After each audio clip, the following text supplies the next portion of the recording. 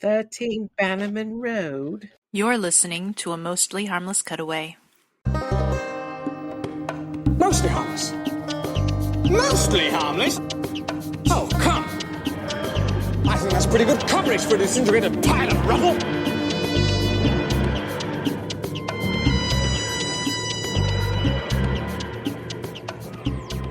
Hi, this is Eric. This is Josh. This is Sean. This is Carl. And this is Caleb. Welcome back. It's Mostly Harmless Cutaway, episode 175. Finally up to the third special of 2023. Finally up to 175. I mean, yes. It's only been 15 years or something. Something like that. I don't think we've had 175 episodes. I think it's a lot more than that. Those are official episodes. Oh, no, not this Yeah, we don't count the question marks or the halves. Or the point whatevers. Yeah, point two. Yeah, but we're here, and it's the big one as far as I'm concerned out of the three so far. And, I don't have much to say about this one. But we're going to talk about The Giggle. Why don't we talk about something else then, if you don't have anything to say about this one? Let's talk about, Paradise Towers instead. No, I want to hear what you guys have to say about The Giggle, that's for sure. Do you have another diatribe prepared? No, I did not write anything out for this one. I did not. I did not write a diatribe for this one. Oh, there's plenty to say, but from my perspective, it was pretty good Doctor Who overall. There's a lot of things that bothered me, but I'm going to tell you guys stuff that didn't. How about that? How about I tell you guys stuff that didn't bother me that's bothering a lot of the old fandom, okay? Okay. By generation, don't care. It's fine by me. I mean, we have precedent for it. Logopolis had a watcher. Nobody bitched about that. Mm-hmm. Okay? Actually, it doesn't bother me a whole hell of a lot that he bashed the TARDIS with a mallet and set up another TARDIS. Don't care. There's finally a way to get K9 into the TARDIS with a ramp. Don't care. It's all good. Small victories. It's all good. I guess, from my perspective, Neil Patrick Harris was really great. Really enjoyed him in this. Not enough of him. And there's so much good about this. There's bad too, and I'll get to that. But, overall, I'm good. I thought this was good Doctor Who overall, and didn't really have a lot of complaints about it. I think I understand the allegory of making everybody say that they're right. It's kind of cool. It's kind of a good idea. And I think it was fun. This is not to say that I'm excited about the Ncuti Gatwa era, but at the same time, I thought the only thing that I guess that really bothered me, you guys, is retiring a doctor. That kind of doesn't fit the character. That he'll stay with the noble family and just hang out and have tea. Yeah, and that was said earlier too. And crazy Auntie Mel. I mean, I love the fact that Melanie was there, by the way, and finally she has sort of a character, even though she was sort of in the background. But she was a computer programmer from day one. We never saw that in Doctor Who. So, I like the fact that she was there, and she actually has a decent character. I'm not big on the musical pieces that they build out, the whole Spice Girls thing. I'm not big on that, but it kind of fit the toy maker to some degree. And I also like the fact that there was a throwaway line that Russell T Davies talks about in his commentary. Apparently, there's a commentary available, just not available to us in the U.S. Oh, interesting. Where he talks about how the toy maker says, "Yeah, I made a jigsaw of your history, Doctor," and it's a throwaway line, but it explains the timeless children, and it does a very good job of that. So, he hasn't said it's not real, but he did say that the toy maker's been screwing with him for a very long time and making this weird history of him. I like that. You know what? You know what? Again, I know I'm going against what I said last week to a large extent, but you know what bothers me about like these fans who have decided R.I.P. Doctor Who? Mm. It's that like they never said that when the War Doctor was introduced. Like Stephen Moffat created an entire regeneration that we never saw, and those people were excited about it. And suddenly we're not accepting the fact that there's a bi-generation or whatever it's called. Like that doesn't make any sense to me. Like you liked it when Stephen Moffat did it, but you don't like it because you're just adding up all the things you hate about this because of that's the political things that get added. I think it's a different thing because we never saw McGann regenerate into Eccleston, and everybody just assumed there was that one doctor, or there was excuse me, everybody assumed that McCann actually did regenerate into Eccleston. Nobody thought that, there may have been one or two doctors in there that we don't know about. They just haven't showed us, That's different than bi-regeneration where, let's just make this up right now so we can have this stuff. But even Sean's explanation aside on the War Doctor, it's not a mystery to me why that segment of fans didn't react to the War Doctor the way they're reacting to current things. I'm not saying it's right. I'm not saying it's logical. It's definitely a hypocrisy on some level. But at the same time, I can figure it out and easily why they felt one way about the former and the other way about the more recent. Well, let me say one more thing, and then I'll let you guys go, and I'll shut up. The only thing that bothered me was the doctor's like regenerating or whatever, and this toy maker's just sitting there, and we go through all this stuff, and the toy maker's just sitting there doing nothing. Like, I really don't understand. Like, I mean, he was a GOG, obviously, but like, I don't understand that piece. Like, why didn't he do anything there? And then it was a game of catch to get rid of him, which I know it was set up entirely through the episode, but not entirely, but you know what I mean? Like the whole thing about the ball and the juggling and stuff like that. I understand, but like, I just didn't like, that seems very RTD, kind of the Deus Ex Machina kind of thing. He'll drop the ball eventually. It's like, that's a little bit over the, it's not the way I want to get rid of my, my immensely good enemy is through a game of catch. It just didn't feel it for me. And I mean, a lot of people are talking about Shooty Got One in Tidy Whities. Again, I do think that this is a lot of Shooty Got One's era is going to be Russell T Davies' like fever dream about what Doctor Who really is. And it's just, another gay icon or whatever. He did have really nice legs.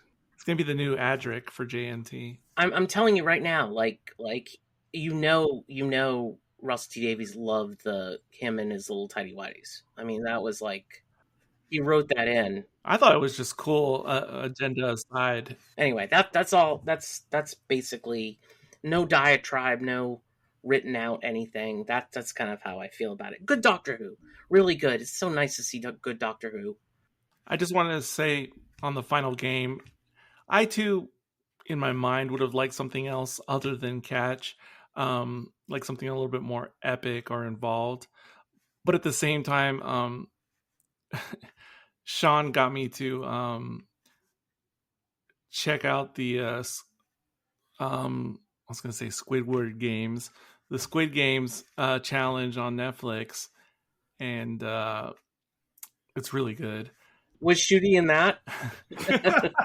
I'm not going to spoil it for those who haven't seen it, but let's just say when it got down to the end, it was another unexpectedly simple game, and so I couldn't help but like connect the two in my head since I saw them both in near time to each other. Those people should have designed a game for these guys to play in this and then shot it. It would have been a lot more suspenseful than the game of catch. I mean, think about it. Like the mid '60s, they did a trilogic game. Like brilliant.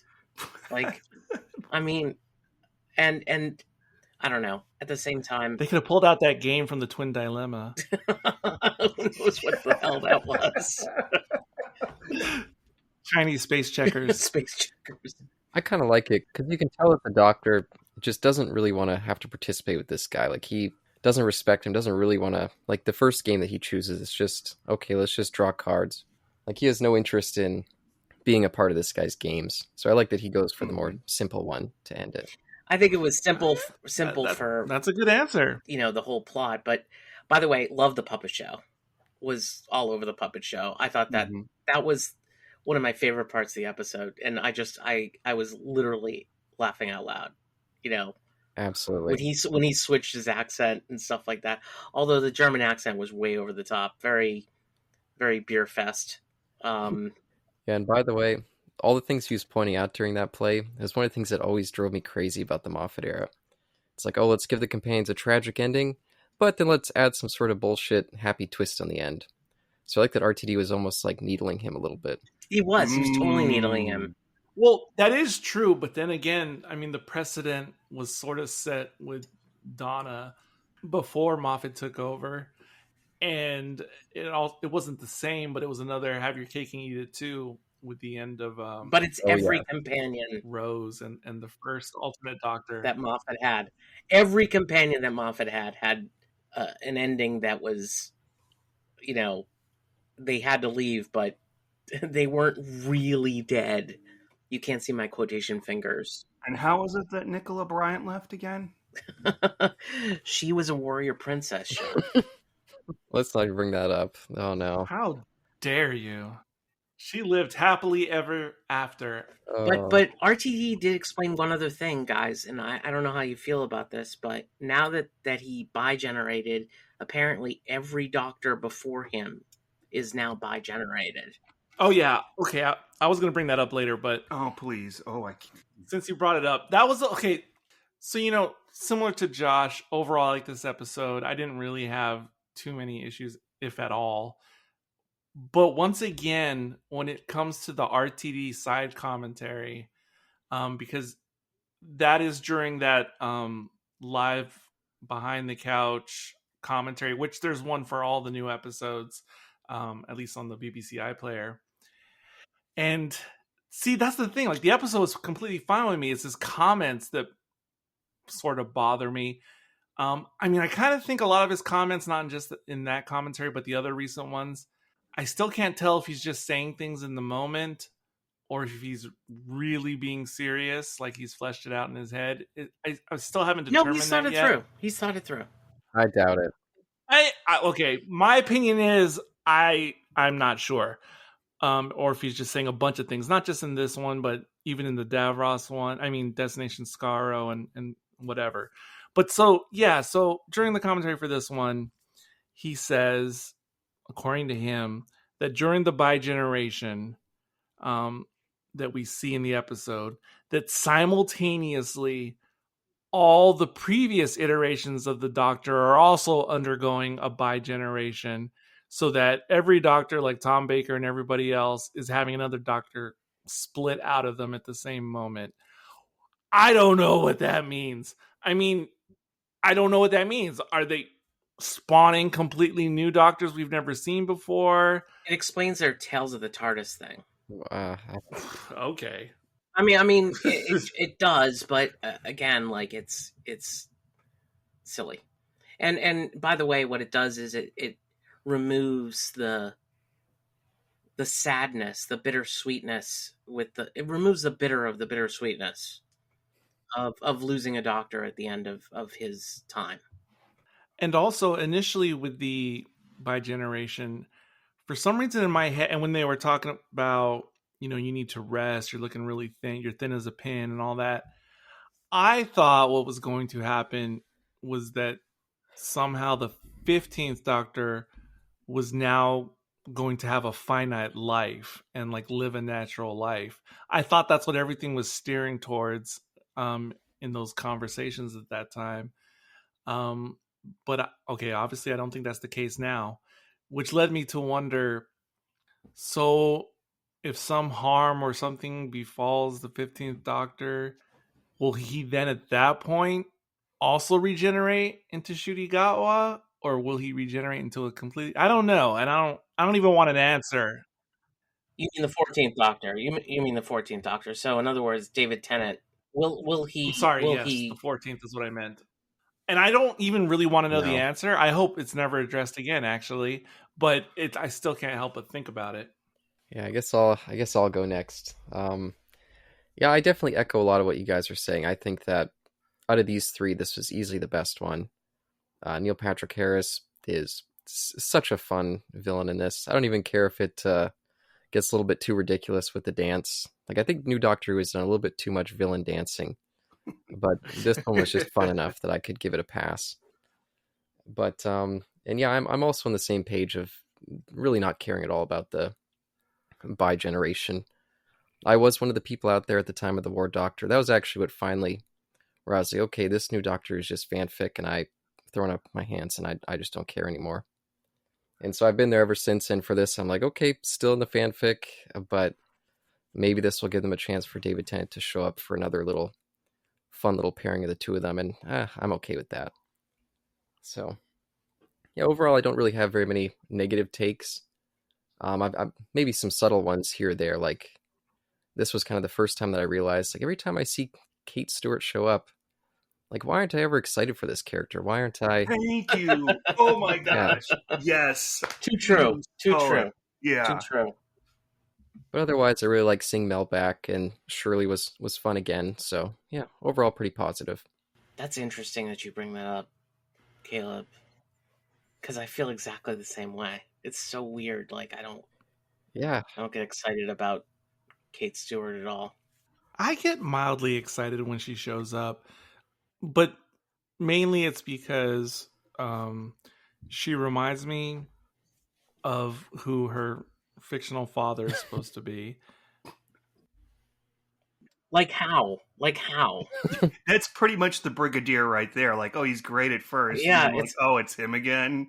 He's gonna like say, let's go with 3 rounds rapid again. No, from the time she first appeared in Doctor Who, her character, I always in my head she looks similar enough that I could see them being related in real life. And I don't even know how, because they don't really look that similar, but somehow they do when I'm watching the episodes. So it just makes me think of him. And then also, as far as reoccurring characters, I mean, besides obviously Donna and Tennant, she's probably one of the longer running who's still currently appearing in the show, right? Oh yeah, it's been over 10 years now. Yeah. So that's another thing. Jeez. That's Wow. another thing I like about her when she pops up again, is that she's been around and seen so many multiple iterations of the Doctor. And now, is this like her third showrunner that she's appeared under? So I think about that too whenever I see her now. Yeah, that's why it's so strange that after all this time, over 10 years, and I really don't have much connection or even really know the character. She's just kind of a face that we see every now and again. Yeah. Well, like the original Brigadier. Hey, I felt like I had a good sense of that guy, and he just always had such a fun charm to him. This is true. What'd you think, Sean? All right. Let's start with this thing that everybody thinks they're right, and therefore they want to like kill everybody. Okay, so then they test it out on Kate, and she thinks she's right for a little while, but she's calling out the 2 redheads, saying like she's racist against redheads. But it's supposed to be that you think you're right, not that you go completely batshit. I really don't believe that Kate doesn't like redheads or hates them so much. And she does say something to Shirley like, I know you can walk. I've seen you walk. You know, and whoa, this is a little bit out of line there. She says something to somebody else too. Can't remember which, but I'm like, okay. I think you're right in terms of how they explained what the anomaly causes. I think you're correct, Sean. But I also think the reason RTD included those lines is because he was extending the allegory or metaphor for this being like what people do on social media, how they start doing the ad hominem attacks. Definitely. I think that's specifically why it was included, even though it wasn't explained that that's part of it. Okay, I get that. That's the first thing that I thought when they mentioned it. But really, what should be going on in London or all throughout the world is like a zombie apocalypse. It should be on that level. And they only touch on that. Okay. Yeah, they don't have the budget for that. Yeah. And, if you don't have the budget for it, then don't, But, and then when we got to the scene at Unit on top of that big tower, I had the subtitles on because I have problems understanding David Tennant and Catherine Tate sometimes. I'm sorry. And they talk a little fast sometimes. So, I'm trying to keep track. Okay, they're up there. And then they start with the techno. Oh, wait. First, I have to talk about the alien. Always have to put in a new alien of some fucking kind. Like, okay, all right. Oh, I get it. They like aliens. Aliens help them. Oh, is this the Vlinks? Yeah, the Vlinks. Oh, yeah. Okay. It's why is this there? Please stop it. Stop. And the Vlinks helped us create the software that does this and that and blah blah blah blah blah. The Z-Dex. It's like, RTD and his names. Yeah, I mean, I'm thinking, you know what? There are other ways to do this without doing technobabble. And then later on, the doctor says, okay, aim the thing towards that. And what? What are you talking about? You're going to kill the satellite? And it's going to, I don't understand, but I don't think they want us to understand. It's just all plot points. However, there's one thing that I don't like in Dr. Who, Dr. Brule, Doctor Who, and that's when it gets too surreal. And this actually really enjoyed that part this time around when they're in the toy maker's realm. I mean, that literally gives RTD, no pun intended, a toy box of stuff to play with because he'll just make shit up. Well, so will a lot of the other people, but it looked great. It was suspenseful. I mean, come on, creepy ass dolls. You can't argue against creepy ass dolls. I mean, that's like aren't we in the Renaissance period of creepy ass dolls and films and stuff? Annabelle and Chucky. The 80s was better. Annabelle's kind of lame. Sir. Okay, we'll put a pin in that. We'll discuss that another day. The buy thing, the buy generator thing. Okay, whatever. It's kind of dumb, but then we don't have to say goodbye to David Tennant, as one of y'all mentioned, and we get to see the actually kind of charming scene where they all show up at Catherine Tate's house and everybody has a casserole, and it's brutal. I'm sorry. I didn't think it was that brutal. No, not brutal for the rest of the family, but brutal for the doctor. Like, it doesn't feel. That's right. It's like, oh, I'm sober now, and I'm gonna take off at midnight, and you won't see me for a year. Yeah, that's what that is. I just thought that was so out of character. He's going to do a Timothée Chalamet in that movie where the dad is Steve Carell and Timothée Chalamet is a drug addict. And he's like, okay, I'm so sorry. I'll stay home. I'll be good. Oh, that one. No one? Yeah. I didn't know what you were talking about at first. Okay. Anyway, like a drug addict type thing. That's what that is. Very sad movie. It's just so out of character. It doesn't. Okay, so we're supposed to believe that all of the doctor's baggage is now gone because it stayed with David Tennant. And no. Shooty has now released himself from all the doctor's baggage. Not exactly like that. That was definitely no. Hold on, you didn't complete it. You didn't complete the idea though. And I'm going to say, Josh, I bet you're not going to be too happy with this doctor because the gay things are peppered in there throughout. Oh, listen, Sean, I don't have a problem with gay people. Oh no, I know, but it's Doctor Who. Okay, I just don't want him to be overtly sexual in any way. Yeah. All right? I didn't like him being straight and overtly sexual. Okay? So That's William Hartnell with her back there. Oh. that's William Hartnell in the trailer. I don't know if you guys have seen the trailer, but for the Christmas special, but that's William Hartnell there in a kilt and a halter top dancing in a club. Oh, I haven't seen it. Christ, I haven't seen it. Okay. Oh, you need to see the I'm trailer. trying to avoid it. I'm just trying to picture Hartnell in that scenario. I just cannot see that. Spinning around, spinning and spinning. He's holding onto the edges of the shirt, doing that little thing he does. Oh my god! Wait, are you serious? He's spinning and spinning like he's in a Mel Brooks movie or something? Or he's spinning like he's dancing in his kilt and his. Oh, okay. Airplane. There was a reference to it. Surely you can't be serious. Yeah. I will tell you that any reference to Airplane, I'm all over it. So that's good. But yeah, I mean, you're right. I don't know what to think. But we'll talk about Shooty in later on. Yeah, but I'll tell you though, the best thing here, and it was a really good thing, was, and I think you all know what I'm going to say, Neil Patrick Harris.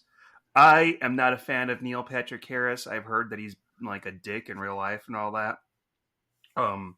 But he was great in this. He was absolutely great. And when I saw the, oh God, I don't want to, whatever. They're just milking it. But yeah, we'll see. I can't wait for Jinx Monsoon to show up, quite frankly. Oh, good Lord. Look, you know what? Neil Patrick Harris was the star of this thing. Yeah. But without a doubt, he was spectacular. Just the best. If they ever bring the toy maker back, I'd want him to be the toy maker. He's so good. But again, like the people who are worried about race swapping, actually, the original Celestial toy maker was supposed to be Asian. Oh, that makes sense with the costume, I guess. Yeah, he was supposed to be Asian in some way. So it's interesting that RTD didn't go down that road, because he could have very easily done that. Was Michael Goff wearing yellowface? He was kind of wearing yellowface. I'd have to look it again. It's been a long time. Weird. I don't remember that at all. Yeah, note his garb. Note his garb. Yeah, his garb for sure. Yeah. But his face looks perfectly normal, and it's not like he's putting on voice affect or No. anything. I'm not talking about Talons of Wing Chun. No. I'm talking about like he was supposedly playing Asian in that role, even though he was a white guy. He doesn't put on the thick so doctor type accent. Oh, No. Well, No, he doesn't. So I think that Russell T Davies like exchanged it for like German, and like if I'm a German person, I might not like the characterization because it's really over the top, and there was a racist moment in there too that he stuck in there. Did you catch that? Guys, catch that? Yeah, of course. I mean, you can't not catch it. so like, I don't know. I think if I'm German, I'm probably not thrilled with the way he was characterized. I thought it was interesting that that's sort of how. I actually thought it was a decent choice in the way that RTD was apparently addressing the previous supposed racial connotations of the original character, and kind of like flipped it and sort of acknowledged it without explicitly acknowledging it, by basically showing that the toy maker just has this thing for impersonating other races or cultures. And I actually thought it was kind of clever in a way. I'm not going to give it like a big gold star, but I actually thought it was interesting. He used 3 different accents that I could tell, and because I had the subtitles on, it would say in an American accent. All right then. That actually was funny. I liked that. I love that. Yeah, that was that whole puppeteer thing. Also the other thing I learned that Neil Patrick Harris like does magic and stuff like that. So like he actually learned how to do all the the stuff with the cards. That's not that's him doing that. Yeah. That's him doing the juggling. That's him doing the puppeteering. Like, he did all of that.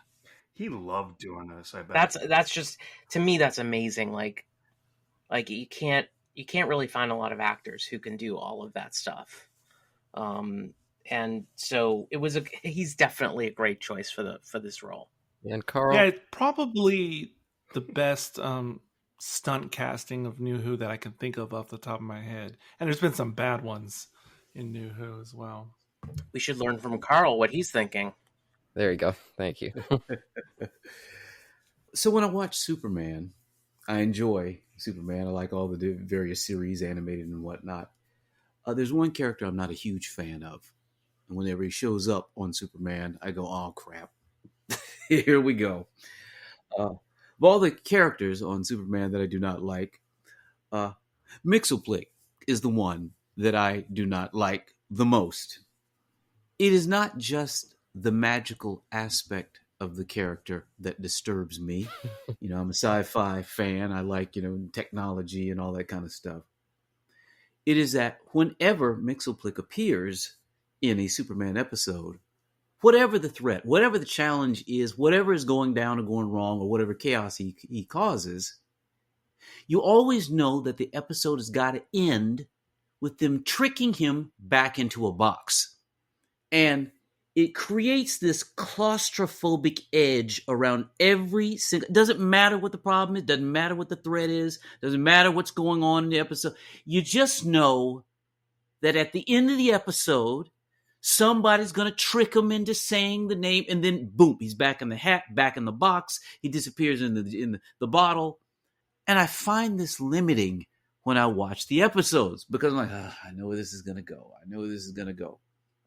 Again, I'm not a huge fan of like magic stuff. I suppose if I'm watching Harry Potter and I'm in the context of that, I can be okay. But Doctor Who, and again, now I know they've done magical things, and but Doctor Who, I like sort of the technical sci-fi part of that and the exploration.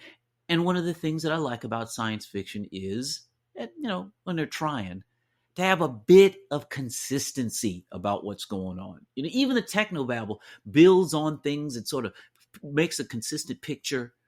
So when the toy maker shows up, and not only is there this strong magical component to what he is doing, there is the greater context that, of course, I'm saying goodbye to one of my favorite doctors. I'm looking forward to the new Doctor, seeing all that. And so I'm expecting a certain gravity. I won't say seriousness, but just a sense of importance to what is happening in this episode. It's, like I said, it's bookended with the farewell of one of my favorite Doctors and an introduction to an exciting new one.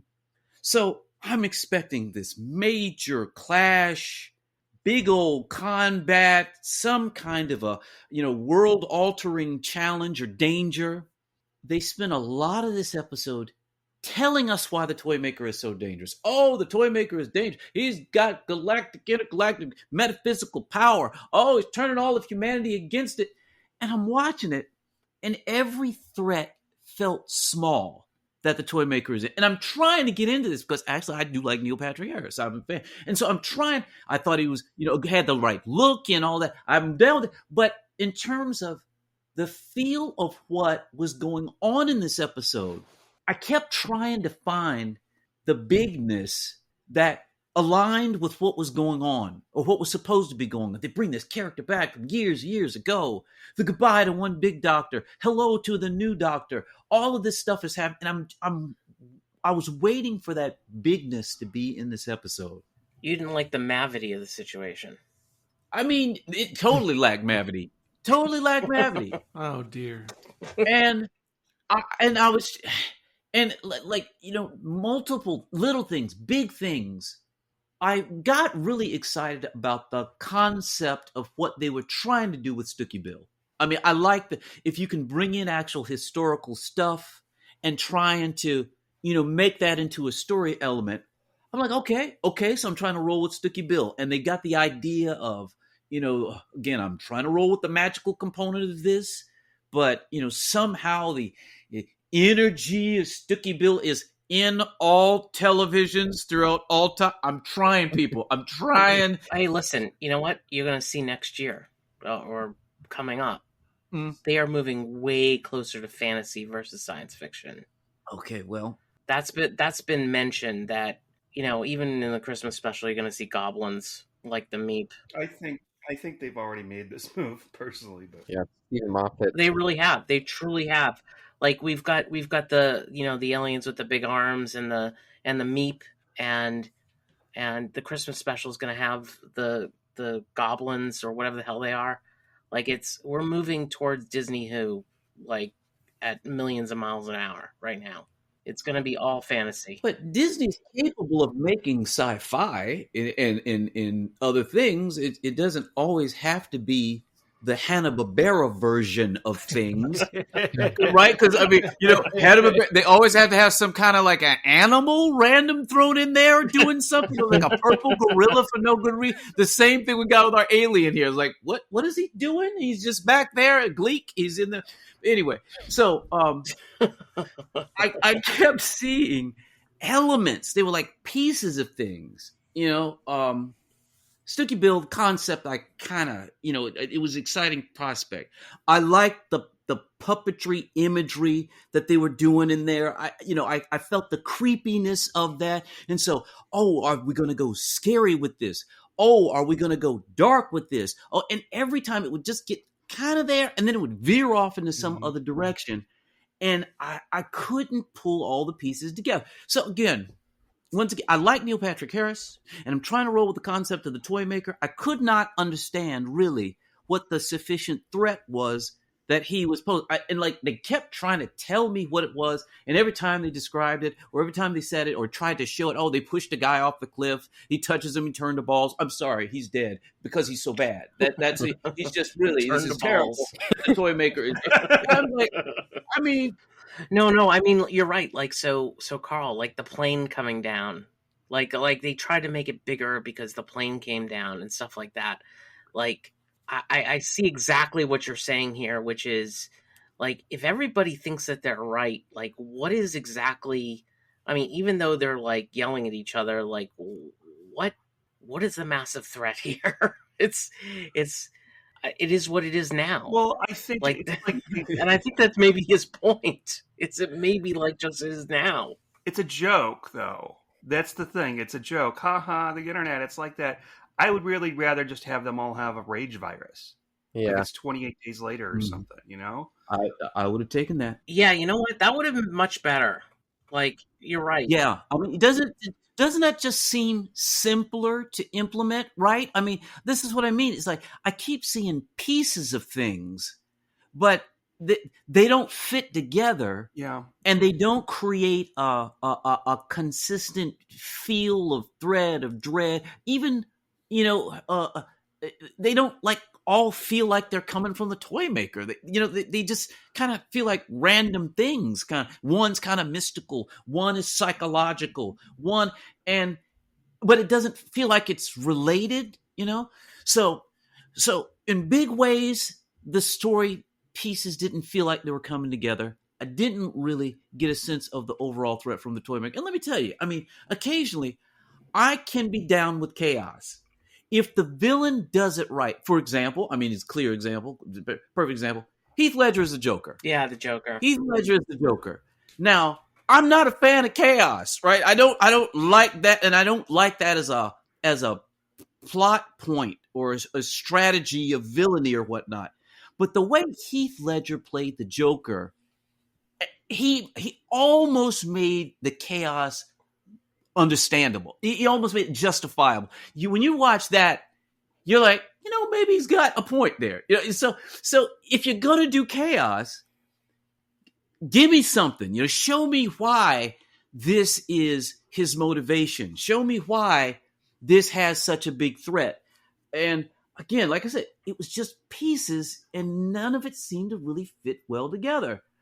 The game of catch in the end, right? I'm looking for Mavity, And that, the game of catch was not only was it the game of catch that hurt.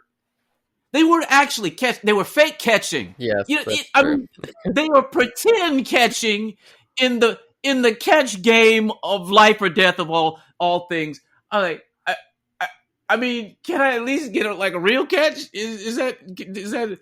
So, I had some problems, guys, with this one. I had some problems. It looked good. The pieces were interesting, but I did not feel. I don't feel that we got a powerful enough introduction for the new Doctor.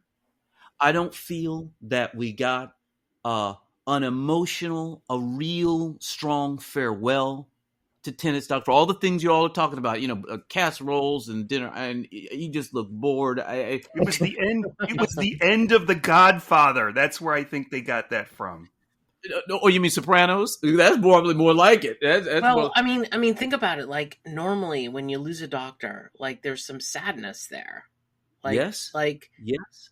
That's part of the program, is that when you lose a Doctor, it is sad.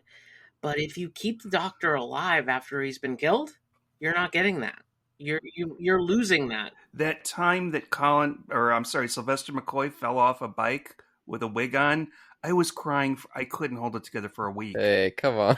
This is being cruel. I'm just saying that, in the modern era, and particularly with Tennant's Doctor, who's been through some crap, that the ending should have meant more.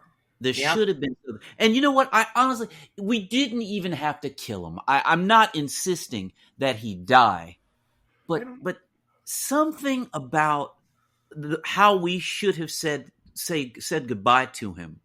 There should have been some greater cost, some greater something there. I think he should have died, frankly. Well, okay, wait, though. If they killed him off and then he had a regular regeneration, we don't have the possibility of David Tennant coming back, which they said.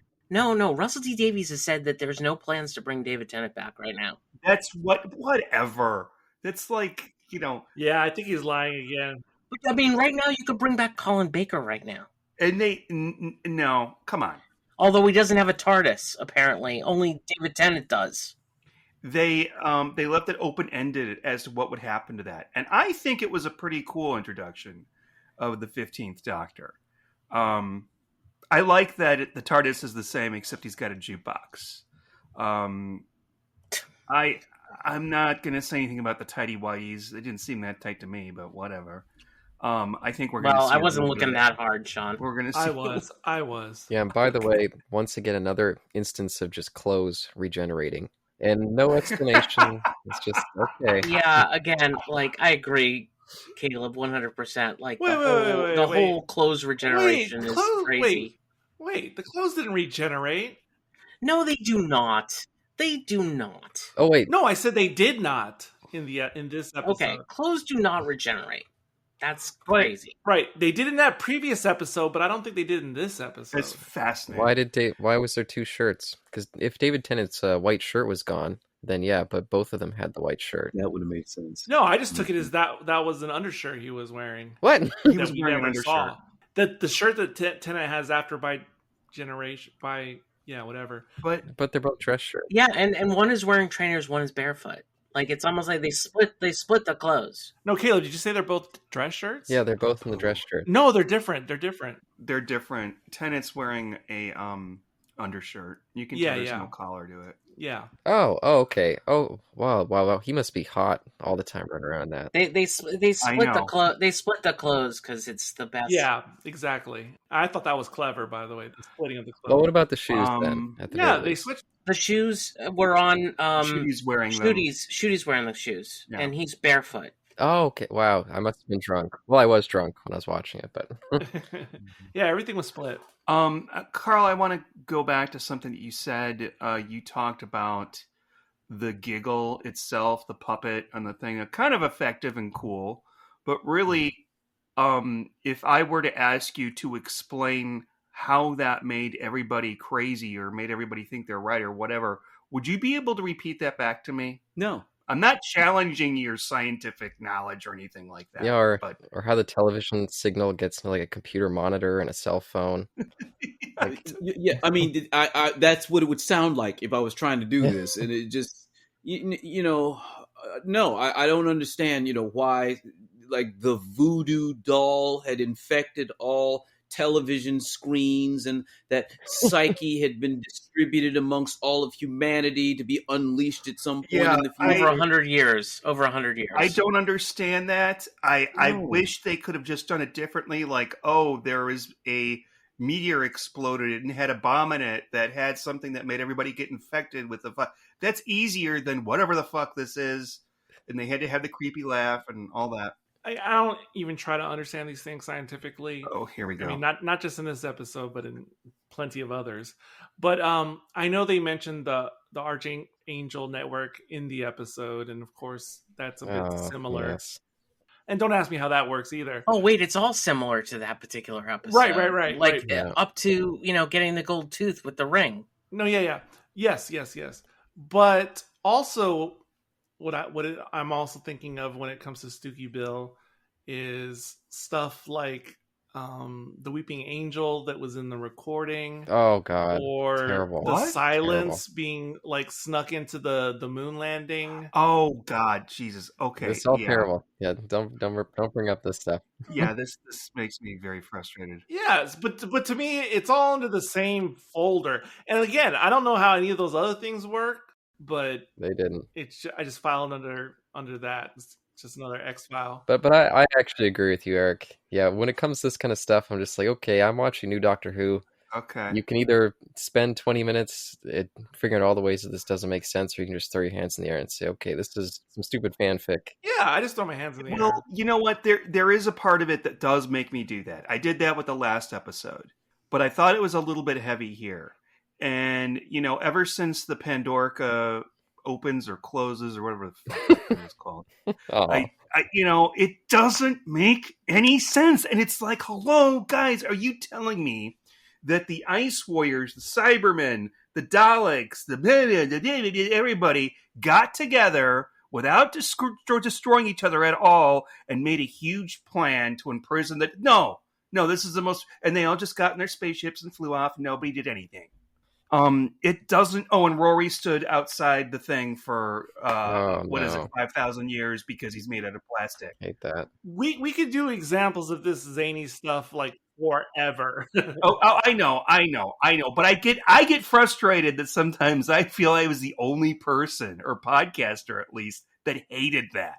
Me too. I was right there with you. Well, that's the other thing is like the toy maker. The last time the toy maker saw the Doctor, not according to Big Finish, but according to the TV show, is when he was his first.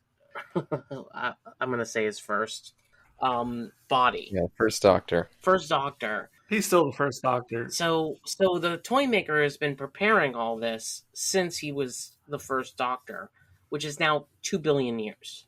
Yeah, but to immortals, and this is the best plan he could come up with. This is the best plan he came up with, is to fuck around with the human race in a really weird kind of way, and try to win a game with him. Just look, you know what? I suspended all that disbelief because I liked it, but at the end of the day, like, it doesn't really make a whole lot of sense. Although I love the fact that we can use the toy maker as a reason for the Doctor's past being all messed up and everything like that. I love that. Yeah. That was actually really smart. Yeah, kind of like the crack back in the day. Oh, sweet God, don't get me started on that. Well, that was the good part of the crack, but... It took me 10 minutes to figure out that a lady named Carmen didn't live across the street from the toy shop. Did you all notice that? What? Okay, so when the Doctor and Donna get to the toy shop in 1925 or whatever it was, yes, they're standing in front of the place across the street, and there's a sign on the door that says, "Notice to Carmen." I'm like, who's Carmen? And then, like, it wasn't until they flashed the sign again a couple times that it said "leave deliveries in back" or something like that. I'm like, Oh, I thought that might be the lady from Dubai that probably picked up the gold tooth. oh yeah, we have to talk about the gold tooth and what the hell that was. Hold on. I haven't even said my bit yet. Hold on. Oh, I thought you've been saying your bit all along here, Eric. No. Are you assisting your late employee here to blackmail us? How was anything I've said when I was just commenting on what you guys were saying? How All right, so bit? Eric, go ahead. And I didn't have much to start with. I thought he already did, but No, I didn't. I didn't at all. But also I didn't have much to in the first place, except you guys have been like throwing fuel on the fire with all the different things you've been saying, and I was waiting for my moment, but it seemed like it wasn't ever going to happen. So yeah, obviously I already agree with most of all your previous statements that y'all shared, but Carl was talking about the surreality of the episode, and for some reason, some episodes of that with New Who work for me and some don't. Wait, surrealness? Is that what you're going for? Or that. Okay. And some work and some don't for me. And for whatever reason, this one totally works for me. I don't really know why, but it just does. As compared to something I would very much contrast it to. Night Terrors? Night Terrors? No, that one's okay. Warrior's Gate? let him go. Let's see what he's got here. I'm talking about New Who. Okay, all right, because I just want to bring something up. This reminds me of something. Because when Carl was talking about why he didn't like this one, it made me think of another New Who story that I really, really don't like. And that was the finale of Series 6. Oh, fuck that. Oh, you had to say it was a finale, and I don't know. Okay. Wedding of River Song. That one is, it's like one of my least favorite episodes of Stephen Moffat's run. And I hate it. So when they do surreal like that, not cool. Like, not enjoyable in any possible way. I would take this any day over that. Yeah. But yeah, I can't explain why this one works though, other than it just does. Because even though it has all these, you know what? Seriously, look at the Nightmare on Elm Street series, and you'll see when it works and when it doesn't. Because there are times in that series when they do creepy really well. Oh yeah, and there are times when it isn't. I think it applies for both. Both, it works when it's fun. It doesn't work when it's not fun. Mm-hmm. No, that's certainly true about that series. And even though Carl was very right and very accurate with everything he said, including the part about it feeling like a bunch of disparate parts in this episode, absolutely right, absolutely true. But yet again, for some reason, it still all worked for me. And maybe it's not just because I had my Doctor Who hat on that makes me very forgiving to a lot of things if I just overall enjoy whatever episode or story I'm watching. But also, I probably had my RTD earplugs on as well, because for some reason that just feels like right out of the RTD well to just like throw everything in the kitchen sink at the wall. Yep. And somehow that weirdly makes sense to me because it is RTD, and so it just feels natural in a weird way. I can see this. Okay. Yeah. Going back to the Vlinks or whatever it's called, I really think the reason that thing even exists, oh my god, is because I think it does start to lead credence to the theory out there that there's going to be some type of spin-offs eventually, and it really seems like they're setting up a unit-centric show. Oh, and no. it really seems like the Vlinks is going to be like the Mr. Smith of that show. Mr. Smith from Sarah Jane. Yeah. Oh shit. Okay, I thought you were talking about Mr. Smith, the talking orangutan show from the 80s. Absolutely not. Okay. I thought you were doing Lost in Space. We were totally different. I'm talking about that's Dr. Smith. That's Dr. Smith. You're right, Doctor. You're correct. Yes. And it seems like they're going to reuse that set possibly again for a potential spin-off. Oh, Eric. And I'm not saying I asked for that or want it. It just seems like it. And then, furthermore, I definitely wasn't expecting the duplication of the TARDIS. I'm totally fine with it now, even though it makes no sense, but I don't care. But I definitely didn't see that coming. I thought the Doctor was going to be given a mortal lifespan, and I thought they were setting up like he was going to be trapped on Earth, and so they were like recreating like the Pertwee era for Tennant's Doctor to inhabit, to be working with Unit, trapped on Earth, yada yada yada. But I guess not. But that's fine. Again, I don't care because I don't have a vested interest in that anyway. No, we're just not going to follow him anymore. Right, I get that too. But I was thinking, if they had this Unit spinoff, maybe the Doctor will have a guest appearance every now and then. Again, I don't even care for that. It just I felt like they were playing the seeds. Seeds for Miracle Grow. It's... Or Miracle Day. Yeah, I was gonna say Torchwood Miracle Grow. Okay. Most of the things you guys said that bothered you, most of them were neither here nor there for me. The other thing, when Carl was bothers you, Eric. When Carl was talking about how it seemed like, you're used to the big crescendo when you expect the Doctor's about to be leaving, or it's getting to a big moment, and it definitely subverted my expectations that it was the game of Catch. Although I would never play a life or death version of Catch with like a hacky sack. That just seems like the most dangerous or one of the most dangerous versions. I thought it was a ball, but okay. It looked like a repurposed hacky sack to me. But obviously hacky sacks come in different ways. The original was skulls, so I think that they were still it's a compromise. Peter Capaldi's skulls from like Heaven Sent. Yeah, okay. So, and then I also wasn't expecting how quickly they dispatched the toy maker, because it seemed like it was going to be some kind of crazy big duel or whatever showdown. And so all that stuff subverted my expectations. But upon further reflection, after I watched the whole episode, I was actually happy about these elements, that it was a basic game, that the toy maker was swept away almost like an afterthought, that there wasn't a whole bunch of emotional buildup for the regeneration or bi-generation. Because in retrospect, that was one of my biggest criticisms of the RTD run, the original. Oh, yes. Was that every time he got to the end of a series, he had to make it huge, and then he had to top it every single time. And it had like a case of sequelitis if you just compare the finales. And I really hated that, and it felt to me like as if RTD could do nothing else. So the fact that this one goes small and quick and let's just move on, smaller scale, and even though it is a worldwide situation, it was such narrow focus in terms of what we got to see of it, that it felt small. And I appreciate all of that now. Even though they have a greater budget now, I don't care. I'm glad they kept it small, because RTD just has too much of a fetish with worldwide catastrophe, and the smaller the better.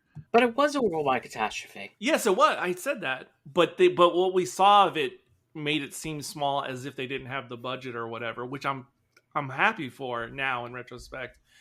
And I was also worried because the build-up for Tennant's original regeneration was built up way too big. Like it was the longest ever on-screen dying of a Doctor and saying goodbye to like every companion of the last 5 years, and like it was crazy. And the master was Obama. Yeah, and the whole I don't want to go. And a failed version that Rose gets.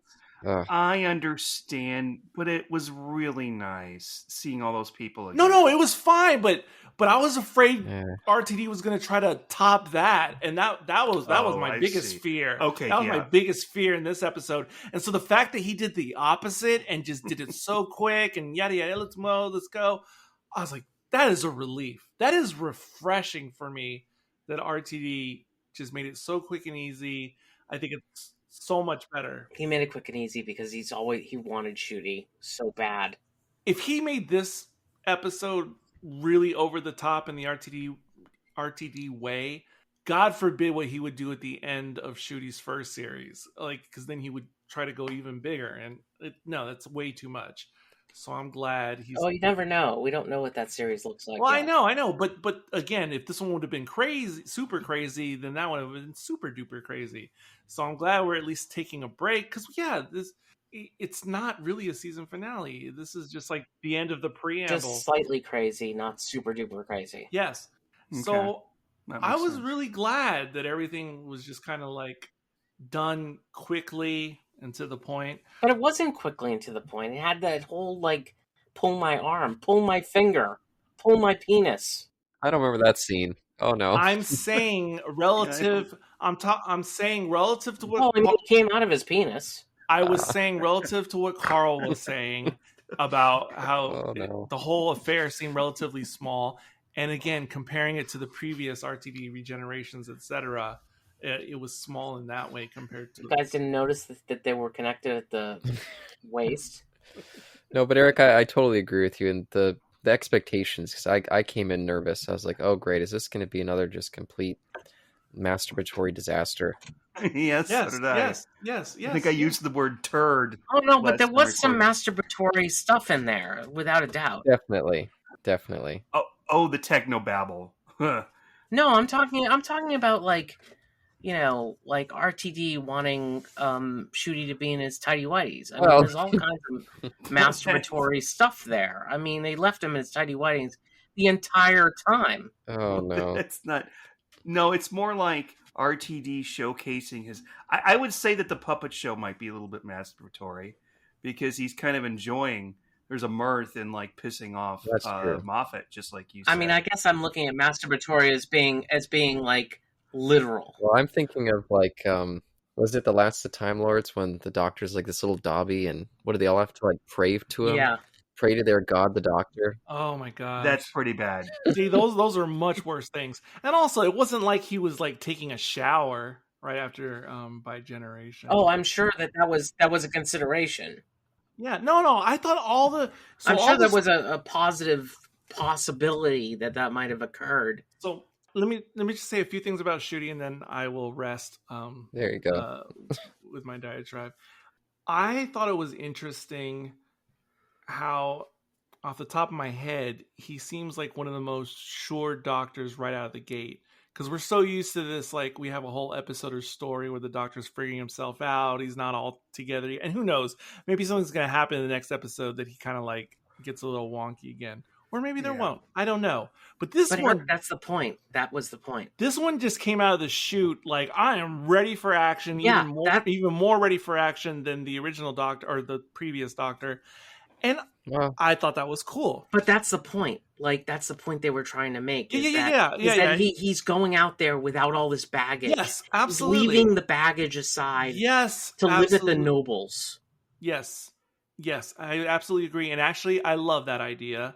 I think it's fantastic because I have hated how practically every version of the new Doctor or the new series Doctor has been severely wounded emotionally in some type of way. Yeah. And I am glad that we seem to be free of that. I love that fresh start. And yeah, overall, obviously, like I've seen everywhere else, this guy seems pretty amazing. Like, for seeing a Doctor in his first scene, or whatever you want to call it, his opening moments, this might be the strongest reception that I've ever had to any Doctor right out of the gate, I think. More than Matt Smith?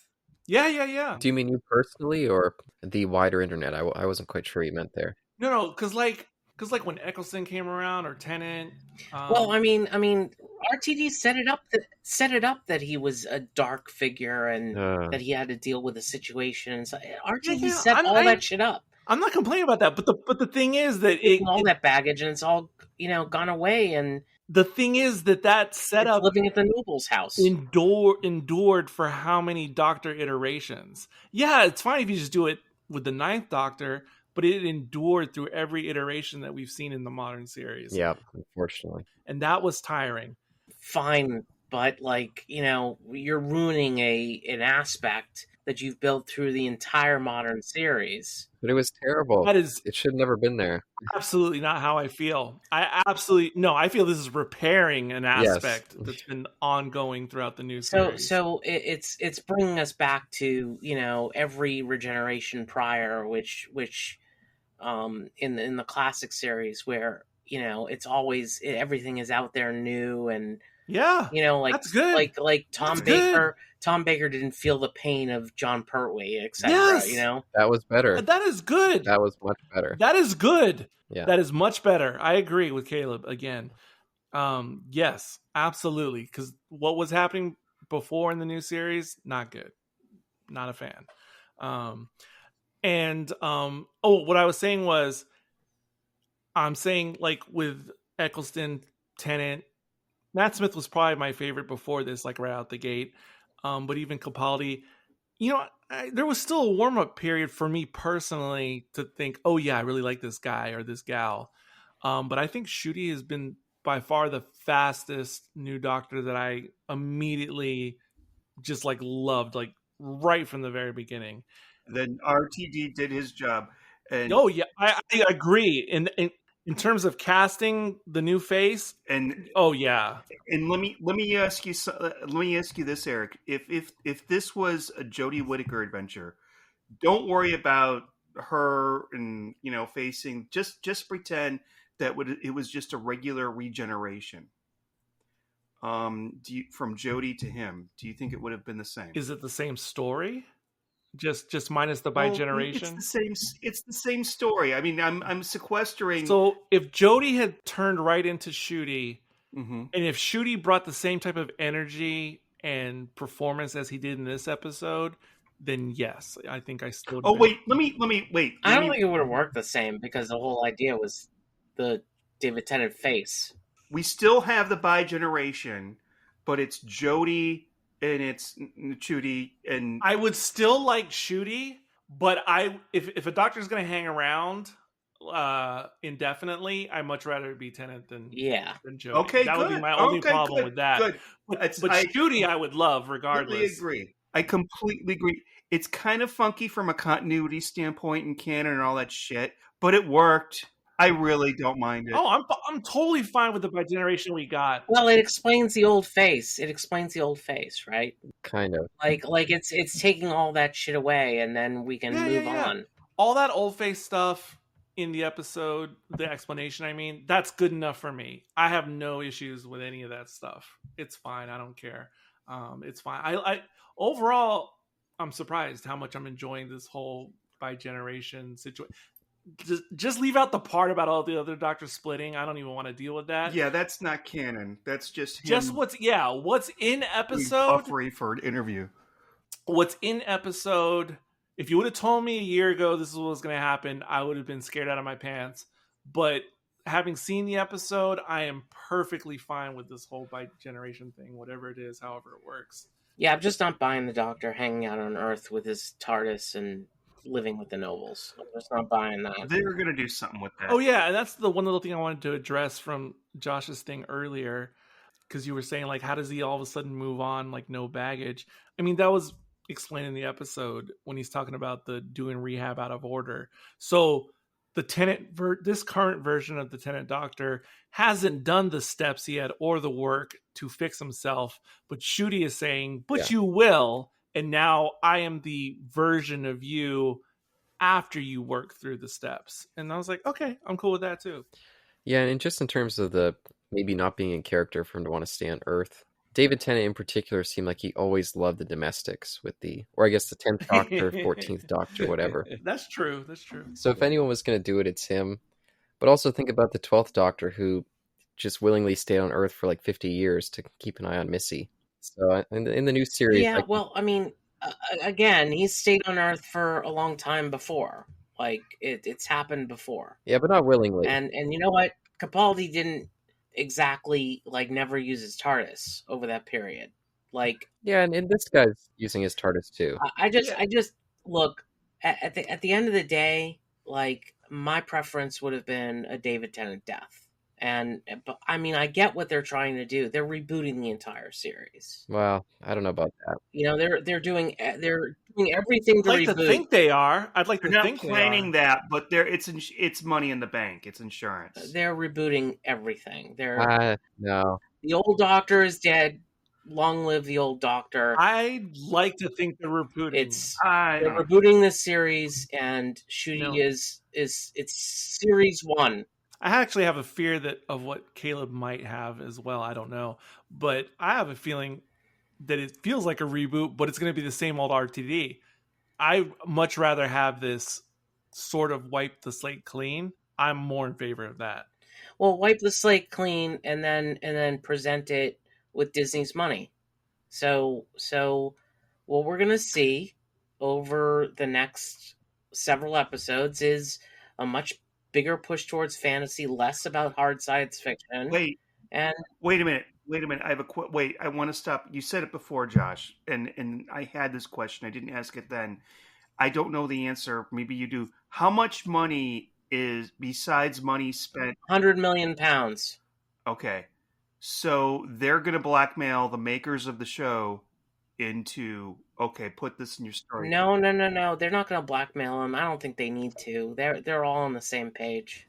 No, well, no, they talked. RTD talked about the notes that he was given during production, and they're basically on the same page. I don't think they're that. Yeah, but RTD described the process of how it's been working with Disney.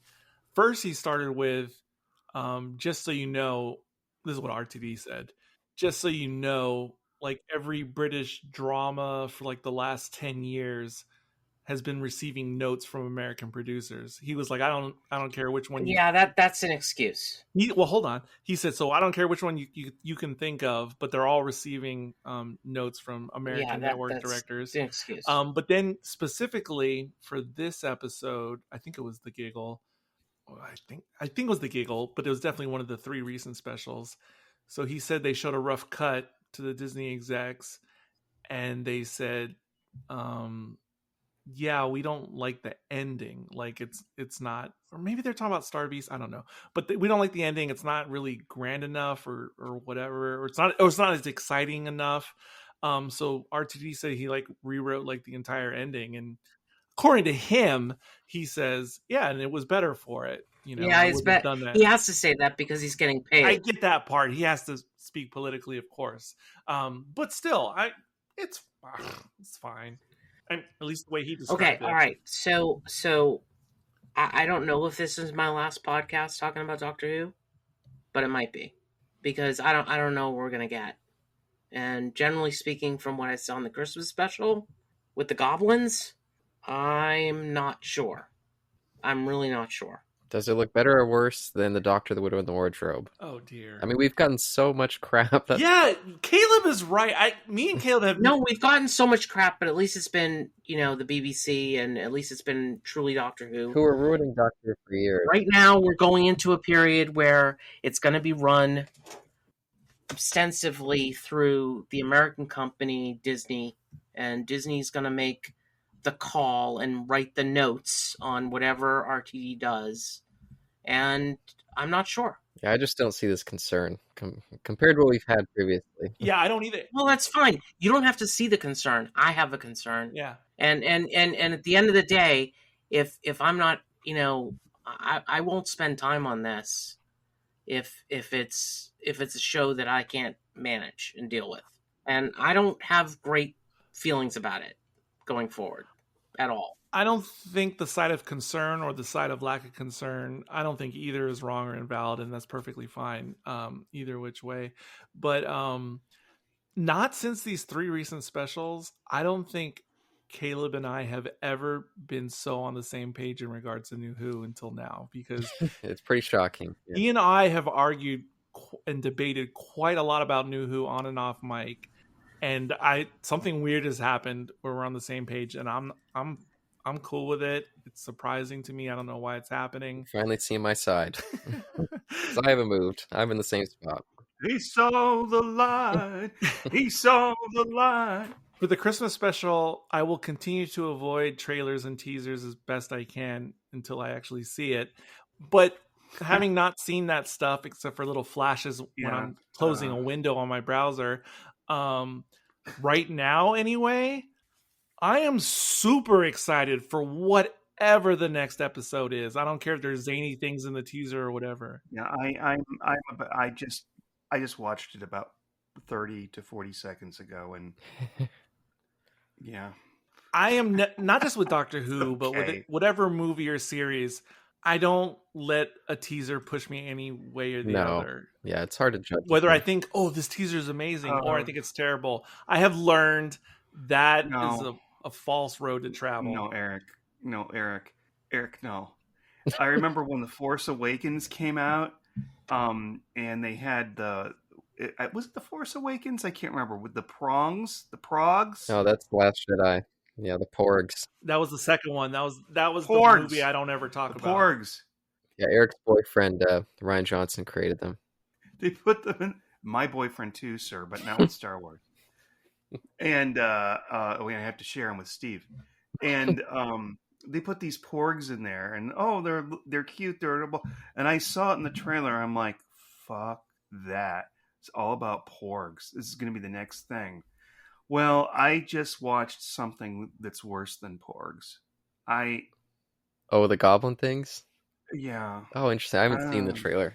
I probably won't watch it, but that doesn't sound great. It's not going to reveal anything about the plot, but... Come on, Janice Goblin. Troll 2, do they look as bad as the goblins in that? I'm telling you... Coffee! That's the devil's drink! Okay, no. What you're about to watch is going to be the Disney version. They are not of the show that we used to love. They are not practical effects. Well, I never loved New Doctor Who, so I'll take... It ain't exactly... But you know what? I might be wrong, and there could... I'll watch it, but I can't say that I'll speak to it. I don't know what these goblins are, but it'll be funny if they only show up for like 15 seconds in the end. He's right. Wait, actually, I don't think so. It's about eating babies. It's all good. Oh, no. And it's funny, too, because I really agree with Caleb when he was, hinting at the long list of redonkulous things that have happened just in New Who alone. Like, there's really so many if I think about it. And some of them I didn't like at the time, but most of them I just rolled with when they happened. Also, you have to give when something ridiculous comes out with a Christmas episode, you have to realize people be meant to watch this with the kids, the parents, grandpa and grandpa. Yeah, get ready. Maybe they're a little drunk. I don't know. Yeah, it's for everybody.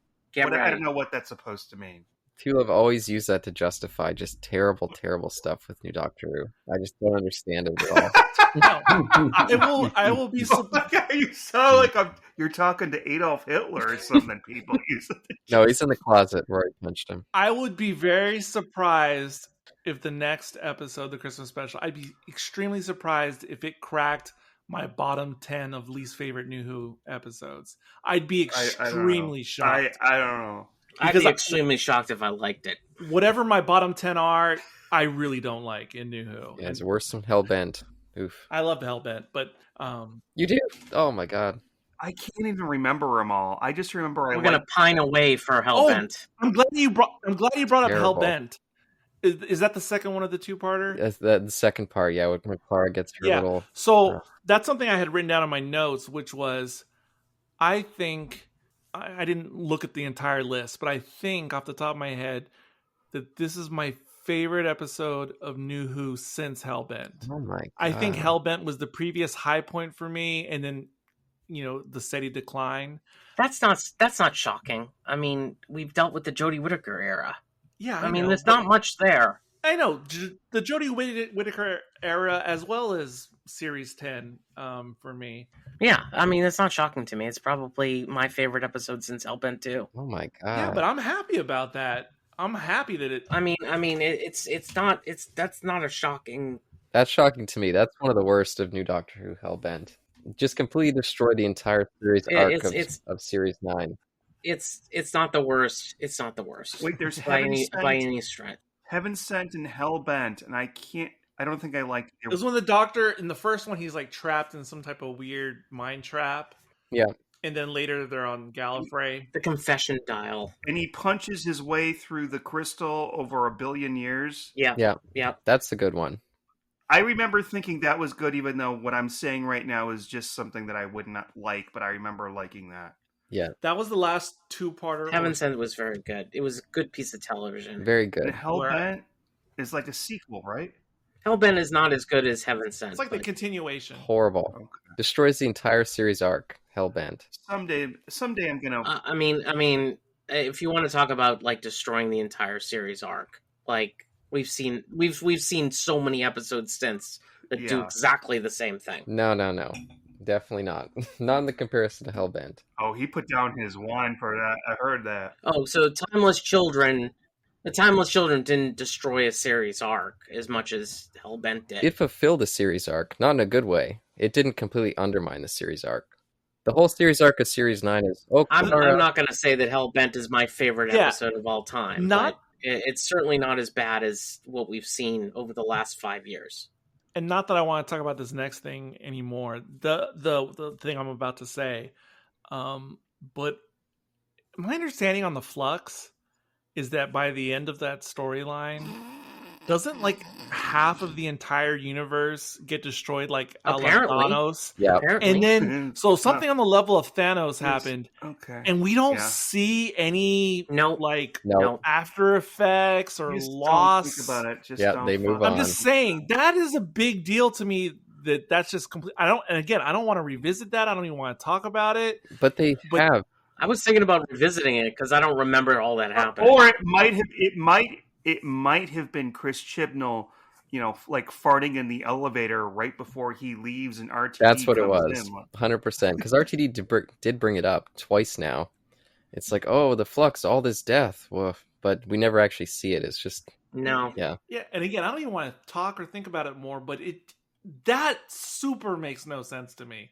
But again, I'm going to pretend like I have amnesia. Okay. Well, that's kind of the way to go with New Doctor Who. That's my self-defense mechanism, like disassociation with New Who. Again, can you even fucking explain what the Flux was? Nope, Because don't want to. I don't think I've heard from Carl for like an hour. Carl, do you have any thoughts on any of this stuff we're talking about? No.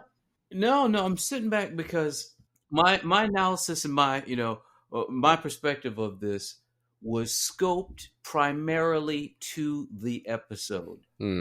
And I am listening to you all, and you're bringing in other concepts and other stories and histories of these different characters, and I'm trying to make sense out of what I saw based upon what you said. It's not working, but at least you're giving me more depth in terms of what was going on and the significance of some of the things that I saw.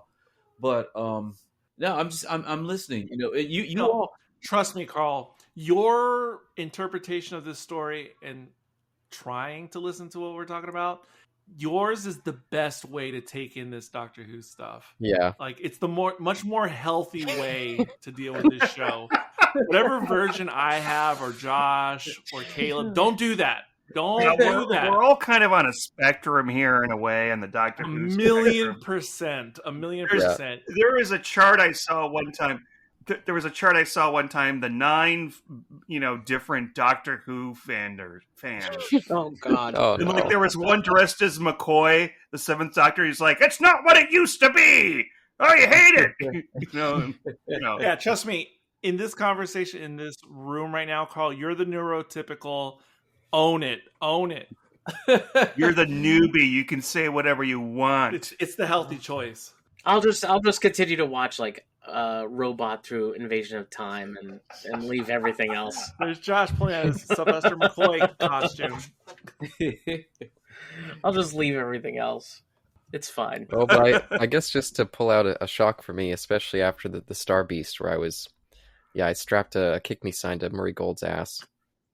Oh yeah, did you have any problems with that here? No, surprisingly, I really like his theme for the Toymaker. Anytime it pops Okay. up, I'm like, hey, I'm liking How that. about the 15th Doctor theme? The 15th Doctor theme, I like it so far. I'm sure he's going to ruin it by overplaying it, but so far I'm like, okay, I'm liking You'll this. definitely overplay it. Do we have a theme for the woman that picked up the gold tooth? That's what I want to know. It's just Do we laughter. have any theme for that?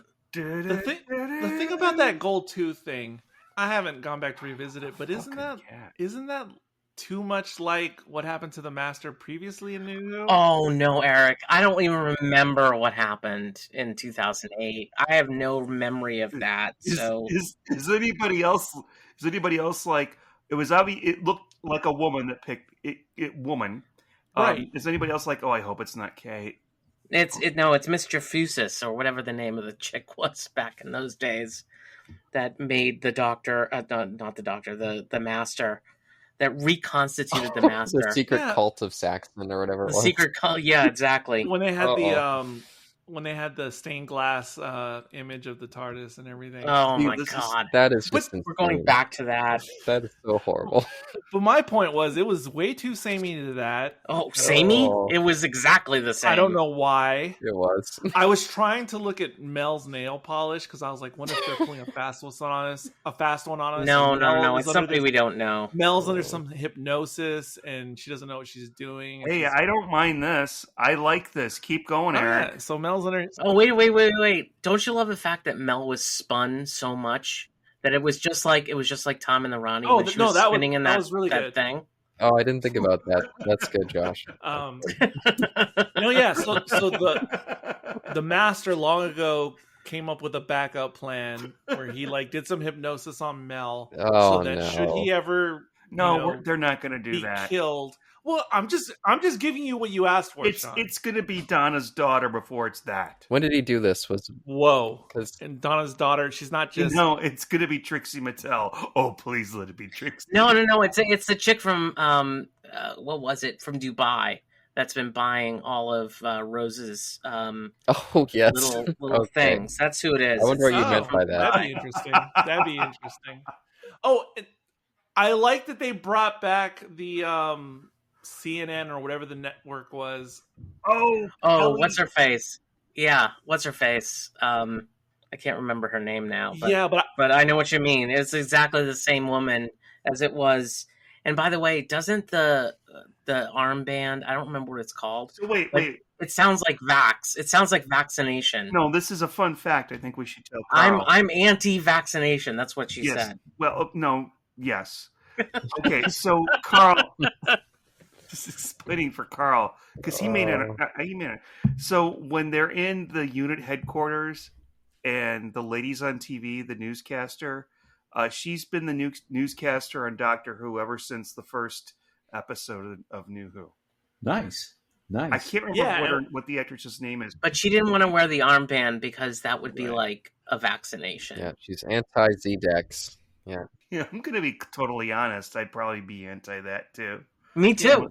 Yeah, Me too. I maybe I would try it, but then I'd have it like under controlled circumstances. I wouldn't use it. But wow, that's a social experiment, isn't it? I wouldn't use it. I think that the government was controlling me through it, so I'd fall into the toy maker trap. yeah, we hadn't seen her in a long time, and I was surprised to see her now because we had Trinity Wells. newscasting in the Star Trinity Beast. Wells. That's the I'm name. I'm over here like Kelly Walker. Kelly Walker. What were you saying, Eric? What were you saying? We had a newscaster in the Star Beast, and because she wasn't there, I thought, oh, she must have Mhm. retired, or who knows what happened. We'll never see her again. So, and I know they had some not known to us British comedian be the newscaster in the Star Beast. So yeah, the fact that she came back, nice touch. Oh, I never loved that in the RTD era. The constant seeing the news talking heads. Oh no, yeah, they did that way too much. But They that did was so. I mean, guys, it was so clearly like anti-vax. That was so. yeah, Clearly. you're right about that too. Oh yeah, duh, yeah. Oh, by the way, just as a little off tangent, the other night I tried to rewatch Batman v Superman, Oh God, where's this going? and I forgot how much they packed that full of talking heads. It's like there's like 20 minutes of it in that movie, and it's like real newscasters too. They got like Charlie Rose in there. Oh, it's okay. It's like, I mean, the whole World War III, whatever the first one was, the alien invasion, World War III, was packed with newscasting. Yeah, that's obnoxious. No, but I agree with Caleb. They definitely did it way too much in those early series. Hey, of New Who. if done well, it's kind of creepy, but not with this. Yeah, done well, but not overdone. Oh, and by the way, were they making a reference to the Doctor being like the president of Earth thing again? When Kate Stewart was like, "Oh, no one's around to give us permission," and he's like, "I give you permission." Yeah, that was interesting. Like, I don't know. I mean, that hasn't been referenced in a long time. It is interesting that she just kind of just let him do that. You're probably right, I think. Yeah, I never loved that President of Earth thing. I think that was a Moffat invention. It's something about it's just two kids. It was like during the 3-parter, right, in series 10.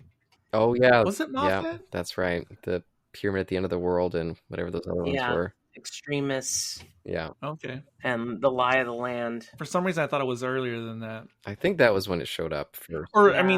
I mean that's maybe when they first made that title, but I almost felt like the Doctor had that role like near the end of RTD's. By the way, we time. don't know what happened with the South Koreans and that that they destroyed their.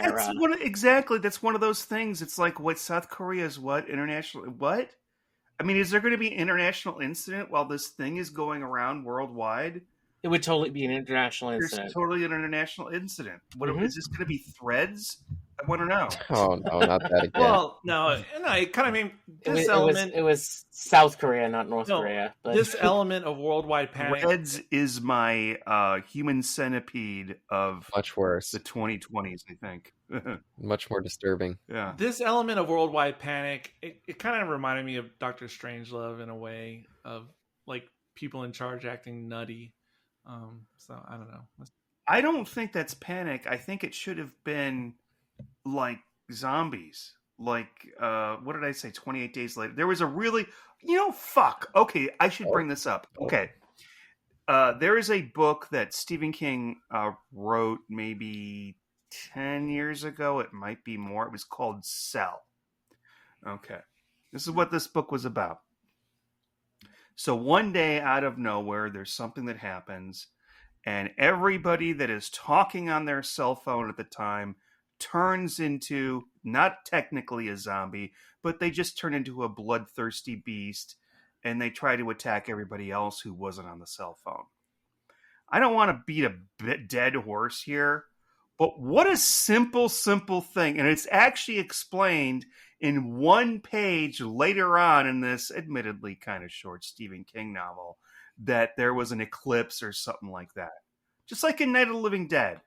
And I know I always bring up horror stuff and all that in this, but I don't think that Doctor Who is kind of the sexy sci-fi that I think that Star Trek is. No. And just, just walking room and saying, hey, oh, this happened. Oh, the G-tron and then all this, blah, blah, blah, blah, blah. I fingered my vagina.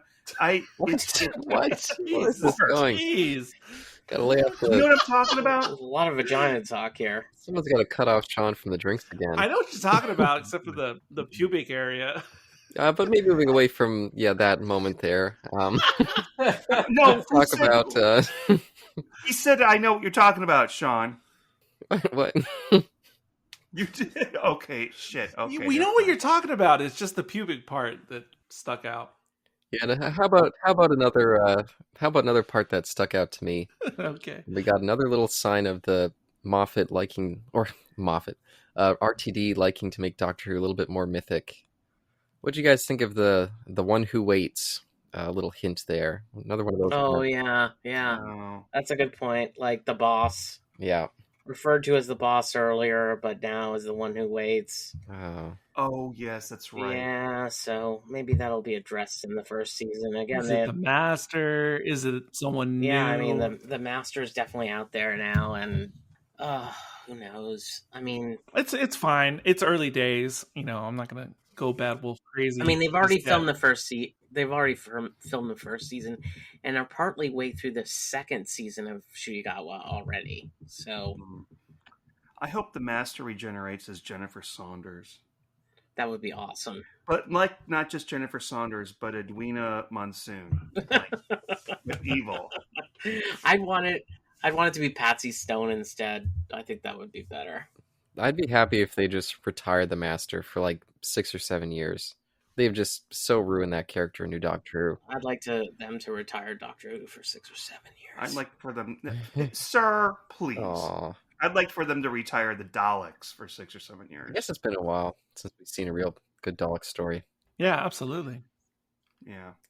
All right. Well, I think we've beat the crap out of this thing. I suppose we need to rate this somehow. So, I think how many gold tooths do you guys give this one? How many Master gold tooths do you guys give this? Is it gold tooths or gold teeth? Wait, what? You guys, I'm fine. What are you talking about? I'm kidding. Go ahead. Gold teeth, I suppose, Eric. How about you, Sean? How many gold teeth do you give this one? All right, I'm going to give this 3.5. out of 5 gold teeth. For what it's worth, for me, it's number 2 in the rankings of these 3 episodes. Number 3 was the Meep one. This is number 2, and number 1 was the one from last week. Wild Blue Remember. I can't emphasize how much I enjoyed Neil Patrick Harris. He might be almost half the reason I like this, but Caleb, I think it was you that said the thing about Kate. Kate Stewart, whatever her name is. I'm tired of seeing her, and every time I see her, I know that we're gonna go to like a ship on Star Wars, and there's gonna be like, oh, we have our radar put up, and the blah blah blah blah blah blah. Wait, Sean, you want to dance her into a wall, don't you? Oh no! That's something that happened, isn't it? Yeah. It is. And I know that RTD at one point before this started, he said that Torchwood may or may not be involved in the future. Either he was talking about this, or unfortunately, he was talking about making it into a fucking a spinoff. That won't involve Captain Jack because he's canceled. Love the horror stuff. I think that did it really well, and I think that when the show does horror, it does do it well. Don't mind the bifurcation or the Oh no! Generation, the cleaving of these. Talking about my generation. Talking about my generation. No, I said by generation. Bifurcation again? Somebody made that video, didn't they? Not yet, but okay. There's still time. Don't mind the idea of the doctor sitting down. And I mentioned it before, and somebody else then mentioned about a part of rehab. I forgot they actually did talk about that as if he was in rehab. Yeah. All right, so... wait. Did they say that? Did they mention like 12 steps or anything? I don't know. I think that might be right. No, 14 steps, because 14th Doctor. Okay. Eric, how many gold teeth do you give this particular episode? I'm giving it a solid 4. I already said it's my favorite. 4 gold teeth. It's not like my favorite thing ever or anything like that, but I'm just glad I enjoyed it overall, and whatever issues I had were really non-consequential or inconsequential. Okay. Yeah. All right, Caleb, how many gold teeth? I'm going back and giving it another 3. If we're talking about genuinely good new Doctor Who, I wouldn't put this in that vein, but just as a fun piece of entertainment, I got a lot out of this, and especially on the second viewing. The first viewing, I was just kind of like, okay, I enjoy Neil Patrick Harris, everything else, like, eh. Second viewing, I could just accept it all a lot more.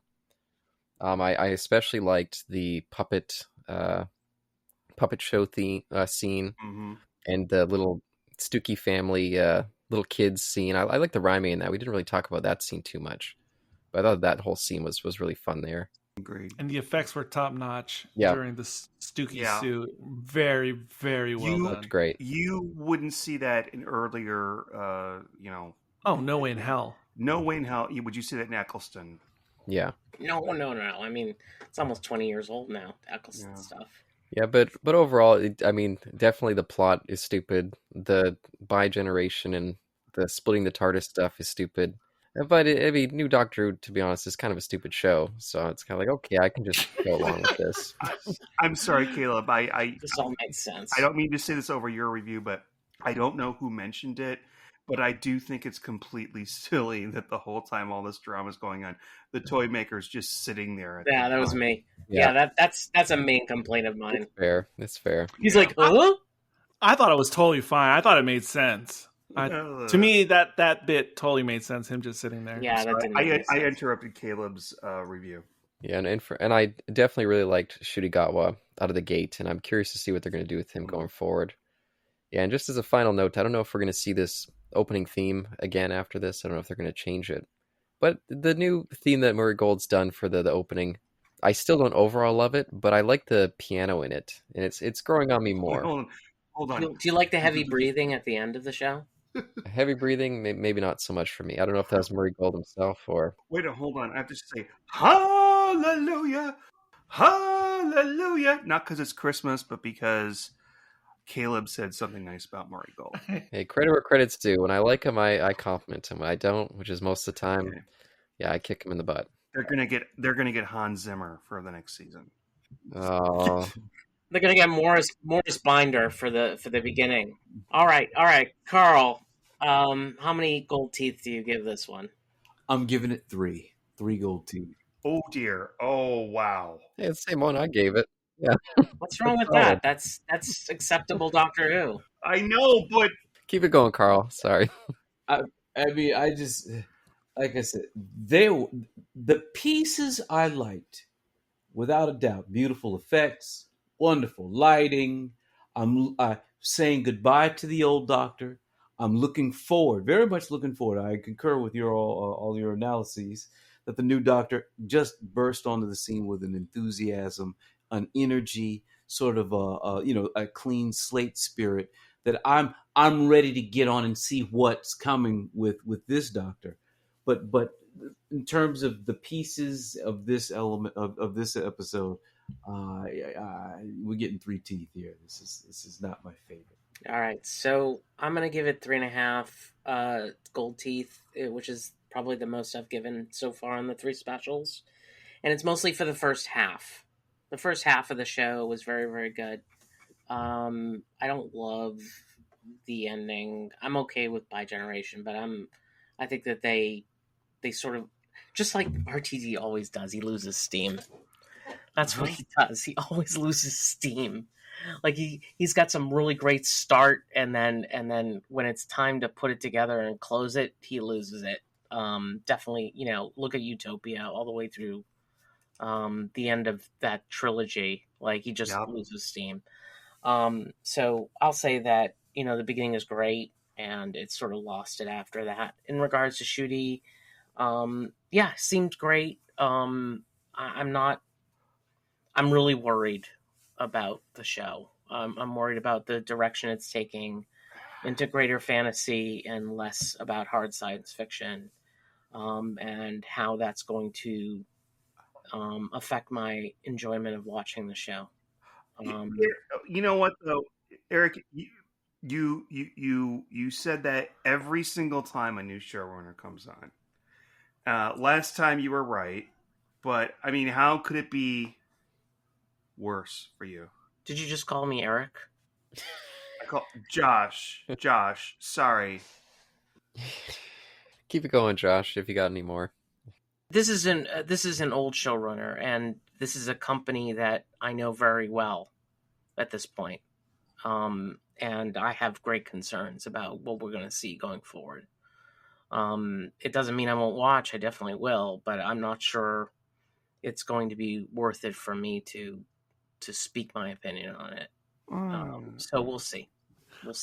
I'm definitely with Caleb in the sense that this show was already quite fanciful during RTD's first run, but especially so since Stephen Moffat took over. Mm-hmm. So to me, that just seems par for the course if that's in fact what they're going to do going forward. It doesn't seem like a big change. It wasn't hard fantasy while Stephen Moffat was on board. It wasn't. I wouldn't say hard fantasy, but they leaned into it, and he often brought up his version of Who having a fairy tale aspect. He brought that up many times. He did, but it wasn't a fairy tale by any stretch. I mean, it wasn't, and I don't think it's going to be a fairy tale going forward. I'm just saying. I think it will be. That's my vision of it. I think it's going to be. I mean, already we're seeing things like the Meep and the giant hands and the goblins that we'll see at Christmas. Fairy tale, though. That's not even. That's barely fantasy. Cartoonish Doctor Who. There's been plenty in New Who. Fair enough, and maybe I liked them, maybe I didn't, but it's going to be all of that and more. So we'll see. We will see. I don't know. I'll watch every episode coming up in the next season. I don't mind. I mean, I didn't say I was going to stop watching it. I just said I might stop commenting on it. But everyone knows I love Matt Smith, and of course I love Tom Baker. But even when those guys had bad episodes, they were still perfectly fine because there was Tom Baker and Matt Smith.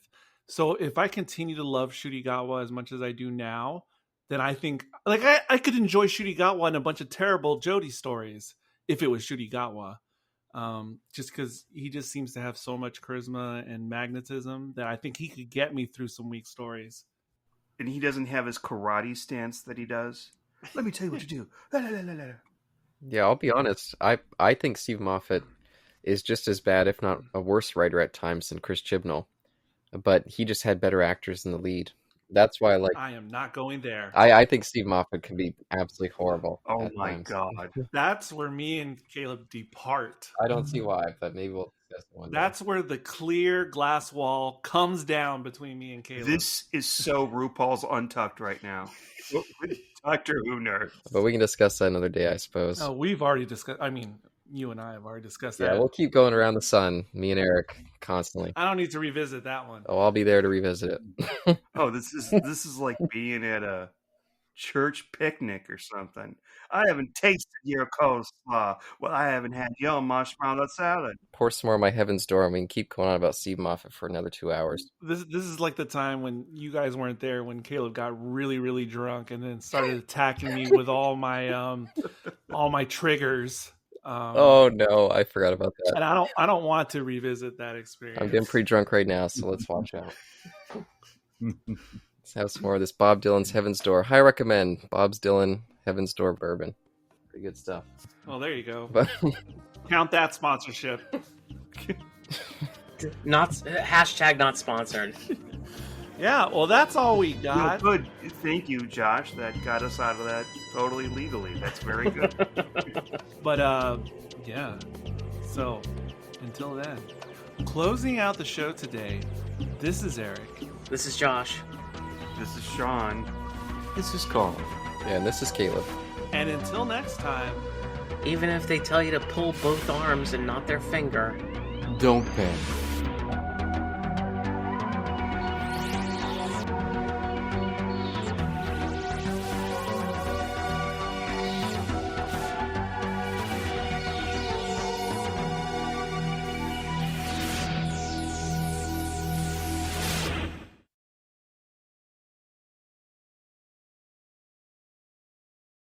Finger.